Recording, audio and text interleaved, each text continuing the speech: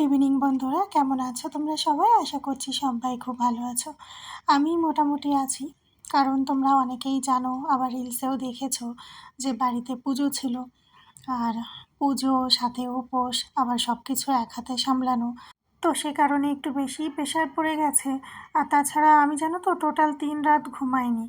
হ্যাঁ, ঘুমাইনি বললেই ঠিক হবে, কারণ ওই 4টের সময় ঘুমাতে গিয়ে আবার 7টার সময় উঠে পড়লে 24 ঘন্টার মধ্যে 3 ঘন্টা ঘুম, এটা তো একজন সুস্থ স্বাভাবিক মানুষের জন্য একদমই ঠিক না। তো ঘুমের ঘাটতি, উপোস, পুজো, একা হাতে সব কিছু করা, তো সে কারণে সব কিছু একসাথে পড়ে গেছে। তো যার জন্য শরীরটা বলতে পারো একটা ম্যাচম্যাচে ভাব মতো আছে।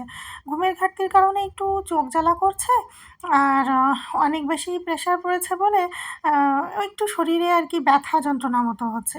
তাছাড়া কিন্তু আমি বেশ ভালোই আছি, এমনকি শরীরও ঠিক আছে।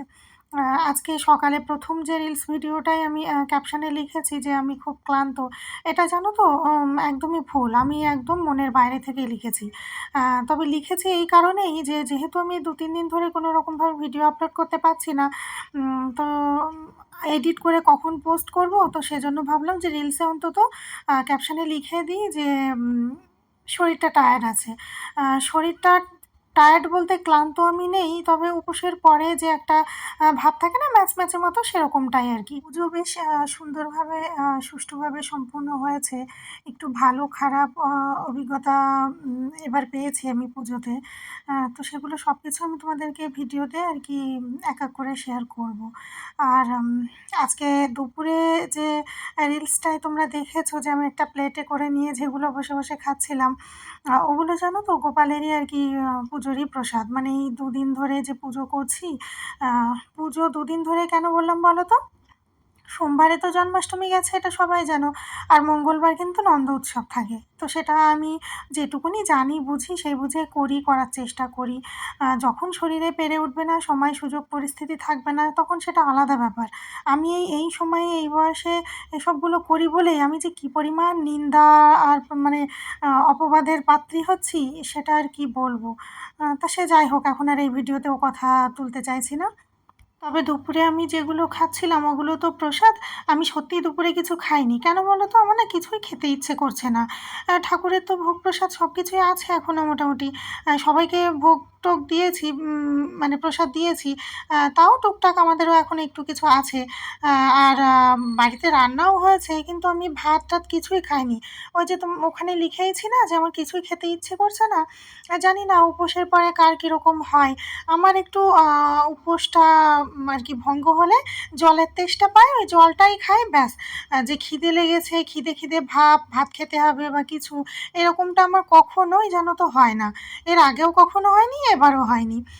তোমাদেরকে যদি বলি না যে 3-4 দিনের মধ্যে যে আমি কখন কতবার খেয়েছি, আর সেই খাবারটা যে কী খাবার, কতটুকু পরিমাণে খেয়েছি, তোমরা শুনলে অবাকই হয়ে যাবে যে তুমি এখনও ঠিকঠাকভাবে আছো কীভাবে। হ্যাঁ, খুব ভালোই আছি, ঠিক আছি। আমি কোনো রকমভাবে দুর্বল, ক্লান্ত, শরীর খারাপ এরকম কিছুই না, জানো তো। বোধহয় উপোস করি টুকটাক করতে করতে বোধহয় আমার একটা শরীরের সাথে ম্যাচ হয়ে গেছে, হবে কিছু একটা এরকম। তো এখনও পর্যন্ত আমি ভাত খাইনি, জানো তো। আমার দুপুরের খাবার দাবার কিন্তু এখনও রান্নাঘরে পড়ে আছে, আমি খাইনি। ওই যে ওখানে লিখেইছিলাম না রিলসটায় যে আমার খেতে ইচ্ছে করছে না, কেন কি জানি একদম মনে হচ্ছে না যে রান্নাঘরে কোনো কিছু খাই। ভালোই লাগছে না, সব কিছুই কিন্তু আছে।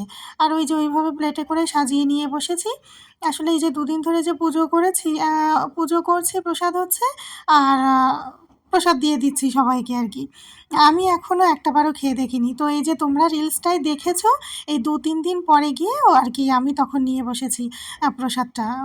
আমি খাইনি, আর তাছাড়া যখন বানিয়েছি না, বোঝোই তো, ভোগ প্রসাদ যখন মানে তৈরি হচ্ছে তখন তো আর নিশ্চয়ই চেখে দেখা যায় না, যেটা সবাই জানে। তো একটা মনের ভেতর না কেমন একটা কাজ করে যে সব কিছুর ভিতরে নুন, মিষ্টি, ঝাল, যেগুলো যা হয়েছে সব ঠিকঠাকভাবে দিয়েছি তো, দিতে পেরেছি তো। কারণ ওগুলোই যেহেতু আবার সবাইকে দিয়েছি, সবাই খেয়ে না হয় এমনই বললো যে কী দেখো বানিয়েছে ভোগ প্রসাদ, কোনোটায় নুন বেশি, ঝাল বেশি, এরকম হয়ে গেলে লাগে না কেমন একটা মনের ভিতরে যেন কাজ করে। তো তো সত্যি বলতে জানো না, প্রত্যেকটা ভোগ প্রসাদ এত পারফেক্ট হয়েছে। তো আমি দুপুরবেলা খেয়ে আর কি বুঝলাম। আর এই যে দেখছো ঠাকুরঘর সব পরিষ্কার টরিষ্কার করে নিয়ে সাজিয়ে গুছিয়ে রাখলাম শনিবারে, এটাই আর কি গোপালকে সারপ্রাইজ দেওয়ার জন্য।